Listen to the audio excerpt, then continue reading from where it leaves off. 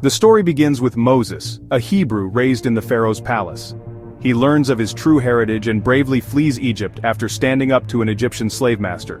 He finds refuge in Midian, marries, and lives as a shepherd. One day, God appears to Moses in the form of a burning bush. This divine encounter ignites a new purpose within him. God tasks Moses with a monumental mission to return to Egypt and free the Israelites from slavery. This call is not a request but a divine command.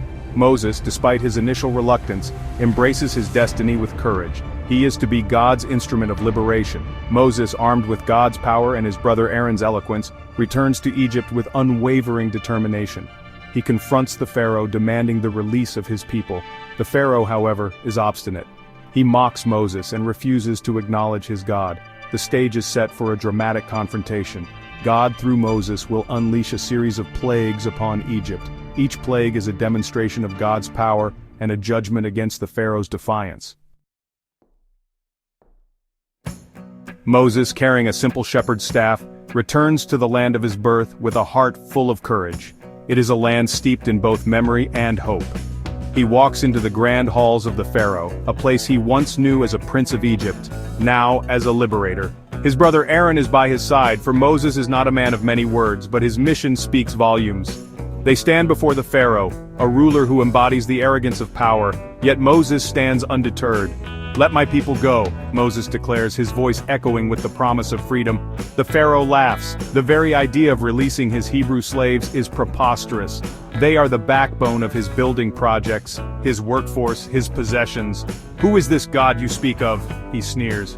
"I do not know him, and I will not let the Hebrews go." This refusal marks the beginning of Egypt's torment. The Pharaoh has chosen defiance, and God will answer with plagues that will shake the very foundations of Egypt. The first plague strikes at the heart of Egypt, literally. The Nile River, the lifeblood of the land, turns to blood. The Egyptians revered the Nile as a god. Now their god is a source of horror. The river teems with dead fish. The stench of decay fills the air. The Egyptians cannot drink from their sacred river. The Pharaoh, however, remains unconvinced. His heart hardens. He attributes the plague to sorcery, a desperate attempt to rationalize the unexplainable. Moses, following God's command, lifts his staff. The waters of the Nile run red, a horrifying spectacle that chills the Egyptians to their core. The river, once a source of life and fertility, becomes a symbol of death and decay. The Pharaoh, watching from his palace, feels a flicker of doubt. But pride, like a shroud, covers his heart. He turns away from the suffering of his people, clinging to his power, refusing to acknowledge the power of God. The plagues escalate, each one more challenging than the last. Frogs, symbols of fertility in Egyptian culture, swarm the land.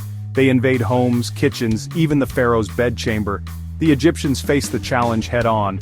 But the Pharaoh remains steadfast in his refusal. He will not yield. Then come the lice, tiny insects that infest every crevice of Egyptian life. They crawl on people, animals, even the sacred statues of the Egyptian gods. The fourth plague brings swarms of flies, blackening the sky and testing the Egyptians' resolve. The air buzzes with their relentless drone. They are everywhere, an inescapable challenge that the Egyptians bravely endure. Still, the Pharaoh holds firm. He will not relent. Each plague deepens the suffering of the Egyptians, yet their spirit remains unbroken. His heart, hardened by pride and arrogance, refuses to acknowledge the might of the God of the Hebrews.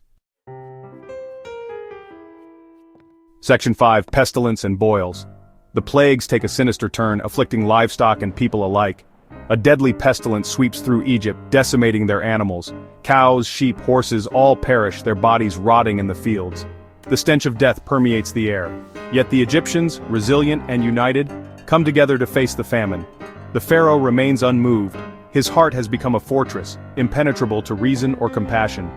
Then comes the plague of boils, painful sores that erupt on the skin. The Egyptians cry out in agony, but they support each other, tending to their wounds.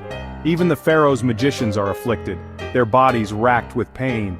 Still, the Pharaoh, consumed by his own pride, refuses to free the Israelites. His stubbornness knows no bounds, but the spirit of the people remains unbroken, standing strong amidst the devastation. Section 6. Hail and locusts. The heavens themselves seem to unleash their fury upon Egypt.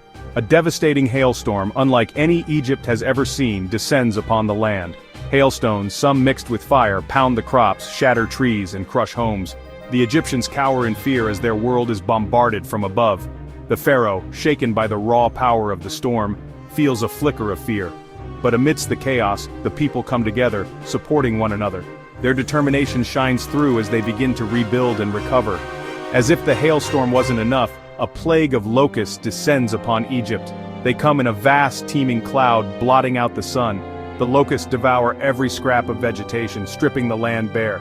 Fields of grain vanish overnight, yet hope is not lost. The Egyptians, with unwavering spirit, begin to plant anew. They share what little they have, driven by a sense of unity and resilience. The pharaoh remains defiant, but the people's determination and hope shine brighter than ever. Section 7. Darkness descends. A palpable darkness. A darkness that can be felt, engulfs Egypt. It is a darkness so complete, so profound that it seems to suffocate the very air. The Egyptians, shrouded in this impenetrable gloom, stumble about, their world plunged into chaos. For 3 days and 3 nights the darkness holds sway, a terrifying testament to God's power. The Egyptians, accustomed to the life-giving rays of their sun god Ra, are plunged into a terrifying abyss. The pharaoh, cloaked in the same suffocating darkness as his people, feels a surge of fear. This is no ordinary darkness. It is a darkness that chills the soul. He summons Moses, a flicker of desperation in his voice. He offers a compromise, a partial release of the Israelites. But Moses, guided by God, stands firm.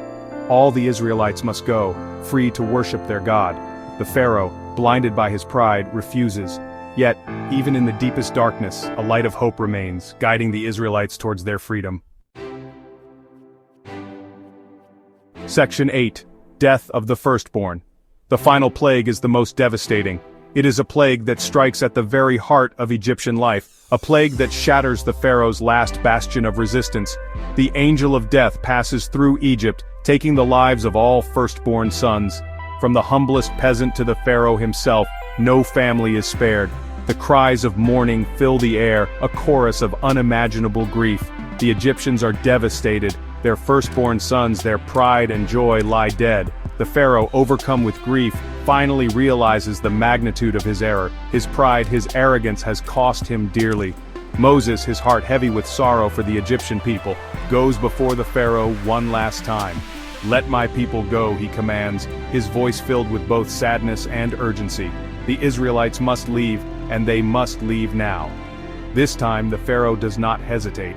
His spirit broken, his heart heavy with loss, he grants the Israelites their freedom. They are free to leave Egypt, to worship their God, to forge their own destiny. Section 9. Exodus and Freedom. The Israelites, led by Moses, embark on a triumphant exodus from Egypt. They leave behind generations of oppression, carrying with them their meager possessions and the unyielding hope of a new life. The pharaoh, his heart still heavy with grief, watches them go. He has learned a bitter lesson, a lesson etched in the loss of his firstborn son and the suffering of his people. He has seen the boundless power of the God of the Hebrews, a power that knows no limits. The Israelites journey to the Red Sea, where a seemingly insurmountable obstacle awaits them. The waters part, creating a miraculous path for the Israelites to cross. The pursuing Egyptian army, however, is swallowed by the returning waters. The Israelites are free. They have witnessed the awe-inspiring power of God, a power that has delivered them from slavery and parted the sea itself. They are now a people on a journey to a promised land where they will be free to worship their God and live according to his laws. The Exodus is not just a historical event, it is a timeless story of faith, courage, and the enduring power of hope.